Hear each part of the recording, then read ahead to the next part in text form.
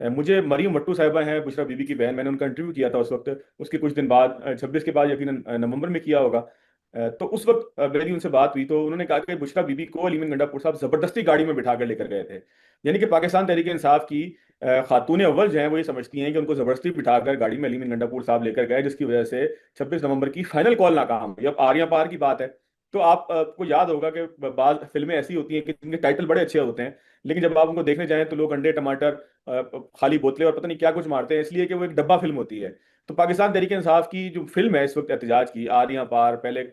बड़े नाम बड़े खूबसूरत हैं, आरियां पार, इससे पहले बड़ा खूबसूरत नाम था फाइनल कॉल, और भी इस तरीके से जो नाम है, टाइटल तो वो बहुत अच्छा रखते हैं, लेकिन अंदर से जब आप उसको खोल कर देखते हैं तो वो एक बोसीदा सी पुरानी सी एक जो है वो पिटी हुई फिल्म होती है। और इस फिल्म के गुब्बारे से तो अली मीर गंडापुर साहब ने पहले दिन ही हवा निकाल दी है कि जब उन्होंने तहरीक को 90 दिन तक प्रोलॉन्ग कर दिया। यानी कि 90 दिन,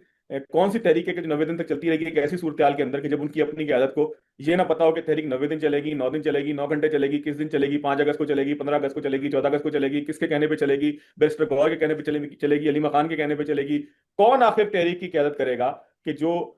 आर या पार के टाइटल के साथ जो है वो चलेगी। तो तहरीकें ऐसे नहीं चला करती। तहरीक के लिए कम अज कम जो है वो क़यादत के अंदर इस बात की यकसुई होना चाहिए कि वो एक तहरीक चलाई जाएगी। जब यकसुई क़यादत के अंदर ही मौजूद नहीं होगी, तंजीम उसके ऊपर तहारुक का शिकार नहीं होगी, तहारुक के लिए तैयार नहीं होगी, तो आप कैसे तवक्का कर सकते हैं कि कोई आर या पार का काम हो जाएगा। तो इस वक्त अगर मारूजी हालात आप ये देखें तो बैरिस्टर गौहर साहब की एक अलग दुकान है, अलीमा खान साहबा की अलग दुकान है, अ,